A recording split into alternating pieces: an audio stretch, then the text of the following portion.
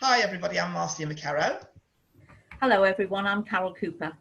And we're here today with Steve West, author and public speaker. Hello Steve. Hello Marcia, hello Carol, how are we doing? Really well, thank you. Really well, thank you Steve. Fantastic. Steve, could you give us some contact details please? How can people get hold of you? Right, I have several. The first one, I'm on LinkedIn under Steve West. You can come and find me there. Also Twitter, which is only one Westy. Instagram, which is only one Westy again. And I have my own website, which is stevebwest1.co.uk. Fantastic. Just repeat that website again. stevebwest1.co.uk. Is that all lowercase, Steve? Just to It is all lowercase, yes. Okay. And number one is in the number.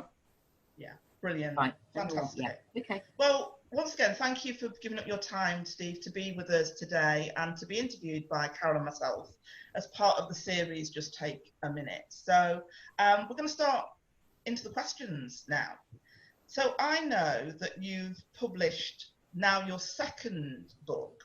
The Correct. First one I've got here, Chefs and Turkey. I've got here, yeah, and then you've got the second book that you've done is Fathers and Mothers, and Seeing Through the Eyes of Other Silent Work. So, correct. Can you tell us what your inspiration was for writing the books? The first one really was a bucket list thing. You know, get a book out, do a bucket list. And I'm selling Chefs and Turkeys and Fathers and Mothers for Hospitality Action. Then the funds go back into that. But the Chefs and Turkeys is really anecdotal, bit of humorous stories, couple of naughty ones in there. Being a chef for 40 years, you know, it's not. It's been some roller coaster rides. Some things I couldn't write in there, as you can probably imagine. Fathers and Mothers. My dad passed away a few years ago, and we had a big fallout. Really, it was a big fallout, a personal fallout, and in Fathers and Mothers. I went to see with my children, his grandchildren, in 2008, and he was suffering from depression at the time. So I took them over for a few days, 10 days over in San Francisco. And with us falling out, and parents and sons and children do, it was hard to overcome as seeing as my dad, and it was hard to tell him that I loved him. It was his personal story. The year later, I found out he had cancer, and I thought, I'm going to go and see him. But I wanted to bridge a gap. I wanted to see how I could bridge that gap in seeing that my dad was a human being. And it's hard as a dad myself to sort of not see your child for so long. So I decided to journalise the journey, the last days I spent with him, and to see through other eyes. And I wrote down a journal from the 10 days we were there, and there was some stuff, and he drove me crazy. And yeah, we laughed, we drank, and it was seeing through other eyes that then inspired me then to write the book. But then I had letters that were gave to me from my dad's girlfriend from 1959 from his mum, my grandmother. The first letter stating that, and this is all journalised in the book as well, 1959. And it basically said this, the gist was this, it was a very long letter from my grandmother to my dad. My mum at the time felt that he didn't love her.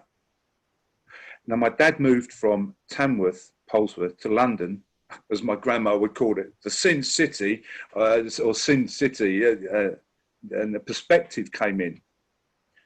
And it went through the fact that the Sin City fired up the excitement of it. And Dad was a bit of a player, I've got to be honest. And it scared me because I felt like I was going down my dad's route, it became too similar, if you like. And that was from 1959.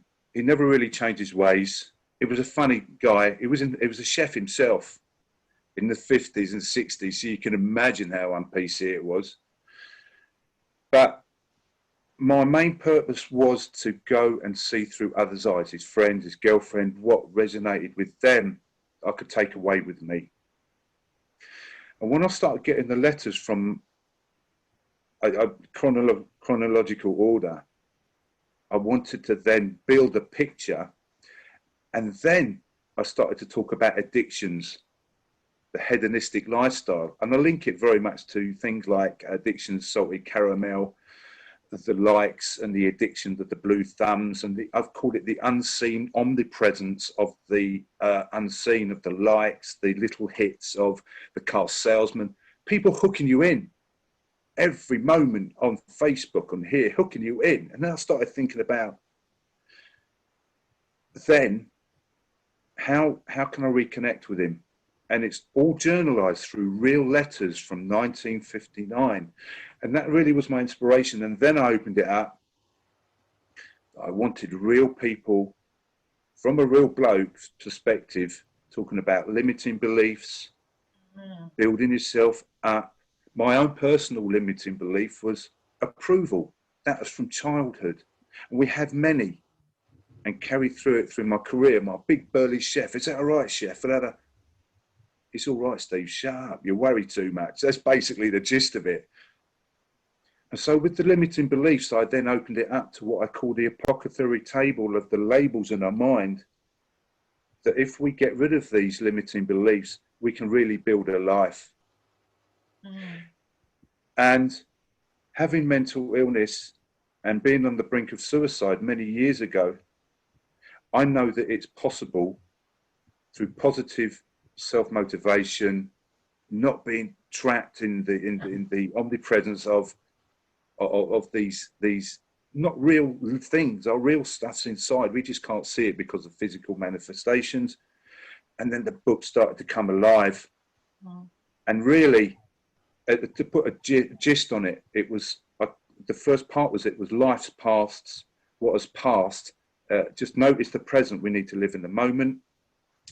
What we do with ourselves is gone, and our past lives, they are the sum of us, but they don't define us. And that's what came out with the message, really. And we all have the power to change. And that is the essence of the book. Yeah. It's dark in some places. It's dark in some places. You went to see your father and to talk to people that knew him well, to find out what it was about him that resonated with them. Correct. And my next question is just that. Who did you hope that your book would resonate with when you wrote it? Real people who doubt themselves, real people who have low self-esteem, real people who have who don't believe in themselves, and they really need to believe that each person on this planet is an individual person with the chance to have the best life. And really, that's who I was opening it up to, because fathers and mothers seen through others, not only being a really good rhyme, in the book, it opens up about that person in front of us is a theatre.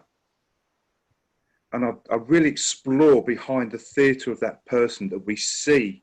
I've even put a multiple choice question in there as well, if you like your homework. So, and it was, what's behind the words? What's behind the conversation? Is it a conversation, or is it a one-way street? What are they hiding? And we all have an image, or we all had something that, not that we're hiding in a sinister way, are hiding from the world because people are scared of opening up. And that's who I want to reach out and resonate to. So it's based on real life, just observations from just a bloke who just wrote a book about his family and observations and having children myself.